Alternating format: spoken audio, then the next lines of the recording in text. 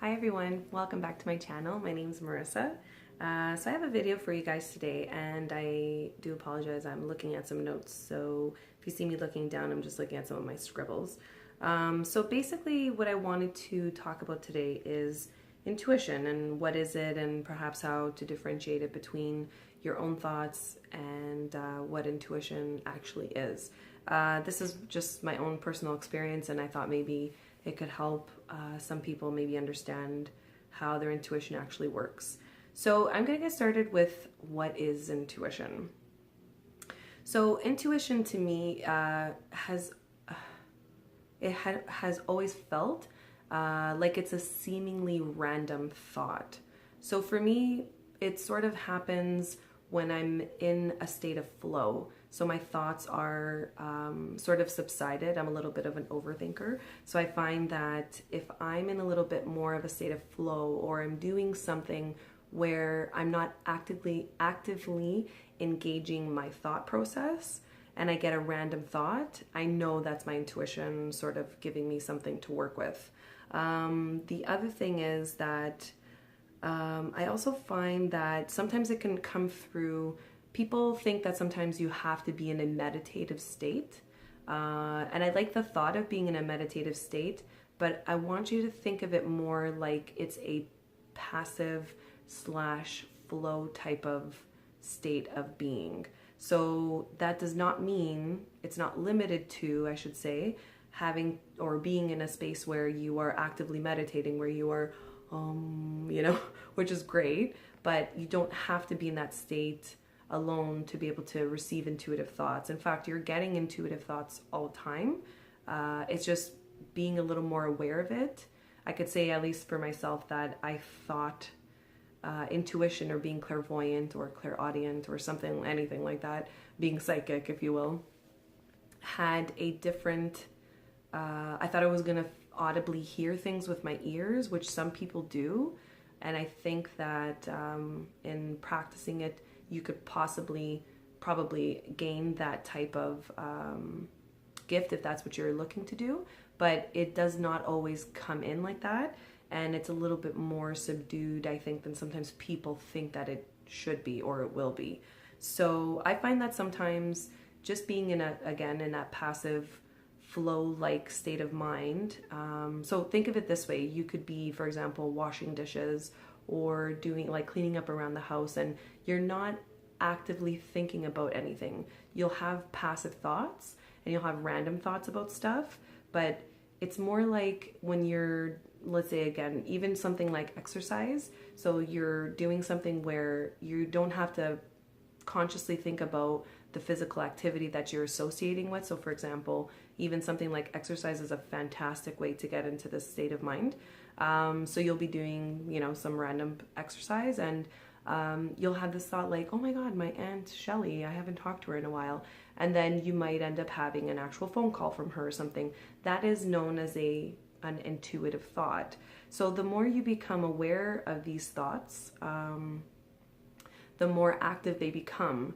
So it's almost like giving the universe a bit of a green light and saying like, yeah, I got that message, feel free to send some more and I'll get it. So that's sort of the idea that I have regarding intuitive thoughts. What else did I want to touch on here? Intuition can also come across like a premonition. So that will literally, sometimes it's not just a random thought, for example, like of your Aunt Shelly. It could be something where you literally have a vision of you working at a different type of job, and that hadn't ever really crossed your mind before, and you think, oh my God, that was so weird. Like, where did that come from? And so the other part that I wanted to touch on in regards to intuition is that if you've not been in a place before, if you've not really practiced it before, you might think that it's kind of hard to miss. So I have sort of a practice that I do with my clients, and I do almost like a word association, and I ask them to just pay attention.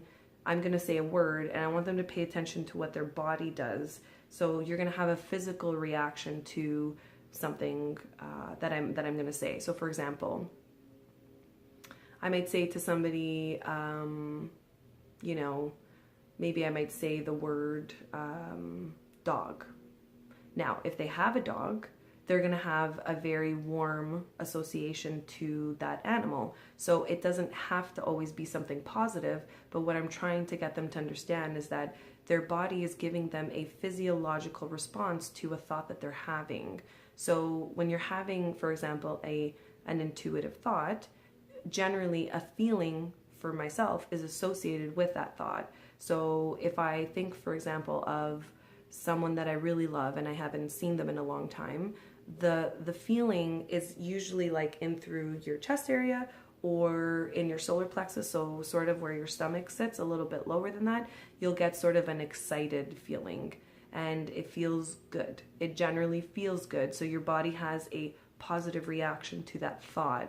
So if you're having an intuitive thought and you have a positive reaction in your body, then you can associate that to it being something that perhaps will happen and you would be super excited about. Now, it could also go the other way, where let's just say I were to say the word mom, and my client would have a negative reaction to that, which would lead to the understanding that there's not a very good relationship with their mom, or there's something they need to work on in regards to their relationship with their mom, or perhaps a relationship with themselves, but it stems from something that came from their upbringing with their mother or lack thereof.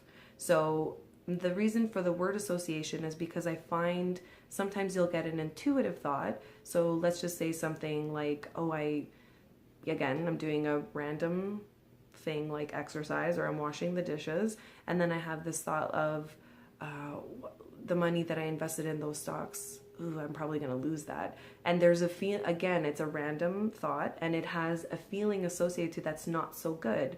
So the reason that we get negative or seemingly negative information in an intuition or an intuitive thought is sometimes there might be some action that we can take on our part that can help to divert where our thought process is going in regards to that. So it's almost like a little nudge from the universe to tell you that if you rearrange your thoughts in this particular area, you can prevent such and such a thing from happening.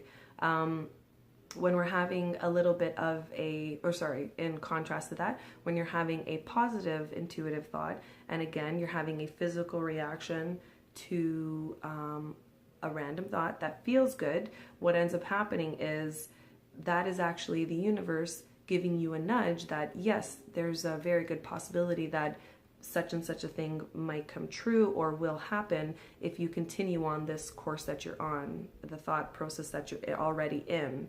And the idea with that is to guide you to take, or I should say, you'll feel like you can take guided, appropriate action from there. So you want to take appropriate action, so you do need movement forward, but you want to make sure that you're doing the right steps or taking the right steps at the right time, because sometimes it could be too soon to do something, and other times it could be your ego actually leading you in the wrong direction. So if you start to practice word association and understanding how these thoughts are associating in your body, you will know when and when not to take appropriate guided action. So I hope this shed a little bit of light on intuition and helping you guys understand. And if you have any questions, feel free to leave a comment down below. Thanks.